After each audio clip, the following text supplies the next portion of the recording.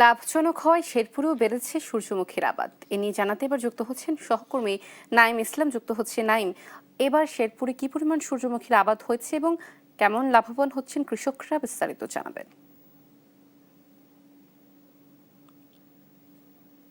ধন্যবাদ অতসী। আমি এই মুহূর্তে আছি শেরপুরের মৃগী নদীর পাড়ে। এই অঞ্চলটি অত্যন্ত একটু উঁচু হয় অন্যান্য জমির চেয়ে, তাই এখানে বিভিন্ন ধরনের ফসল কিন্তু চাষ করা যায় না।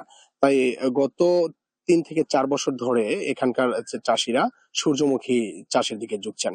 শেরপুরে কৃষি বিভাগের তথ্য মতে এবার পুরো জেলায় ১০ হেক্টর জমিতে সূর্যমুখীর চাষ হয়েছে। আমরা যদি একটু পিছনের দিকে যাই, ২০২২-২৩ অর্থ বছরেও কিন্তু শেরপুরে মাত্র ৩ হেক্টর জমিতে সূর্যমুখীর আবাদ হয়েছিল এবং তার পরের বছর মাত্র ৫ হেক্টর, এবং গেল মৌসুমেও কিন্তু পুরো জেলাতে ৭ হেক্টর জমিতে সূর্যমুখীর আবাদ হয়েছে। কিন্তু এবার ১০ হেক্টর জমিতে আবাদ হয়েছে শুধু কৃষকদের উৎসাহের কারণে। এবং কৃষকরা দাবি জানিয়েছে যে এই সূর্যমুখী তারা যে আবাদ করে এটার যে বীজ, এটা যদি এই বীজগুলো সরাসরি সরকারিভাবে কিংবা যে কোম্পানিগুলো বীজ থেকে ভোজ্য তেল তৈরি করে, সেই ভোজ্য তেল উৎপাদনকারী কোম্পানিগুলো যদি সরাসরি কৃষকদের হাত থেকে বা মাঠ থেকে বা কৃষকদের কাছ থেকে যদি তারা বীজটা সংগ্রহ করে, তাহলে কিন্তু তারা বেশ লাভবান হবে। কিন্তু হাট বদলের মাধ্যমে তারা এই বীজ বিক্রি করাতে কিন্তু তেমন ভাবে লাভের সকল জমিতে কিন্তু সূর্যমুখী আবাদ করে তারা লাভবান হচ্ছেন, কারণ পরিত্যক্তর চেয়ে তারা সূর্যমুখী ফুল আবাদ করছেন। এতে করে কিন্তু তারা যেমন একদিকে সূর্যমুখী গাছ তারা লাঠি হিসাবে ব্যবহার করতে পারছেন, এবং এখানকার যে বীজের থেকে যে তৈল উৎপাদন হয় সেইখান থেকেও কিন্তু তারা আবাদ লাভবান হচ্ছেন। আমরা কথা বলেছি জেলা কৃষি বিভাগের সাথে, তারা জানিয়েছেন যে এবার শেরপুরের বিশেষ করে সদর উপজেলা এবং নকলা উপজেলায় যে সকল জমিতে অন্যান্য ফসল চাষ করা যায় না, উঁচু জমি তুলনামূলক, এবং সেচ স্বল্পতা বা সেচ দেওয়া সম্ভব হয় না, সে সকল জমিতে কিন্তু সূর্যমুখী ফুলের আবাদ করা হয়েছে। এবং সেই সাথে কৃষি অফিস থেকে কিন্তু সূর্যমুখী ফুলের যে বীজ সেটা কিন্তু দেওয়া হয়। আমি এখন যে জমিতে দাঁড়িয়ে আছি এই জমিতেও কিন্তু সূর্যমুখী ফুল আবাদ করা হয়েছিল। ৯০ থেকে ১১০ দিনের মধ্যে কিন্তু সূর্যমুখী ফুল একদম ঘরে তোলা যায় জমি থেকে। এবং ইতিমধ্যে কিন্তু একটু জানিয়ে রাখি, কৃষকরা কিন্তু তাদের সেই ফসল কাঙ্ক্ষিত ফসল ঘরে তুলেছেন এবং বীজগুলো কিন্তু শুকাচ্ছেন।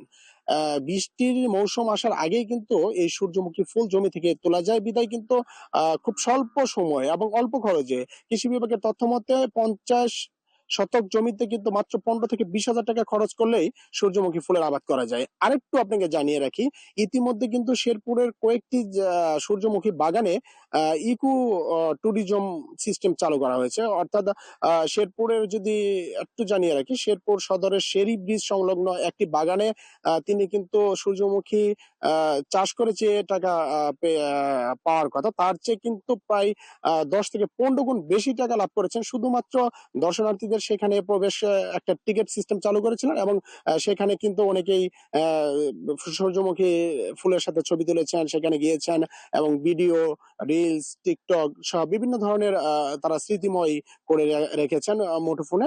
যার কারণে কিন্তু সেখানে কিন্তু দর্শনার্থীর সংখ্যা বিশেষ করে ঈদের পরবর্তী সময়ে কিন্তু অনেক বেড়ে গিয়েছিল।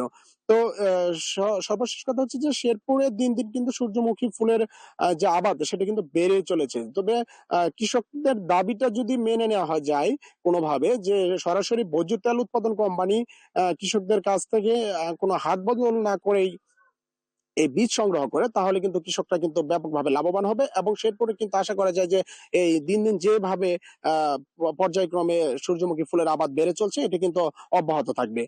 বিশেষ করে যে সকল জমিতে সেচ স্বল্পতা বা সেচ সংকট রয়েছে এবং পানির ব্যবস্থা নেই সে সকল জমিতে। আমরা যে জায়গাতে দাঁড়িয়ে আছি শেরপুর সদরের, এই জমি থেকেও কিন্তু যে কৃষক সূর্যমুখী ফুল চাষ করেছিলেন, আমরা তার সাথে কথা বলেছি। তিনি বলেছেন যে সূর্যমুখী ফুলের যে গাছ সেটা কিন্তু লাঠি হিসেবে তিনি ব্যবহার করেছেন, এবং এখানে সূর্যমুখী তেল উৎপাদনের সময় যে খৈল হয়, এটা কিন্তু গোখাদ্য হিসেবে চমৎকারভাবে ব্যবহার করা যায়। আমরা কথা বলেছি কয়েকজন চিকিৎসকের সাথে, তারা জানিয়েছেন সূর্যমুখী তেল কিন্তু সম্পূর্ণ নিরাপদ, এবং এটা ভোজ্য তেলের জন্য বিদেশ থেকে যে আমদানি করা হয়, এটা যদি কাল আমাদের দেশে যদি কাল ব্যাপকভাবে চাষ করা যায়, তাহলে কিন্তু এই আমদানি নির্ভরতা অনেকটাই কমে আসবে। অতসী এই ছিল আমার কাছে শেরপুরের সূর্যমুখী ফুলের আবাদের সর্বশেষ তথ্য।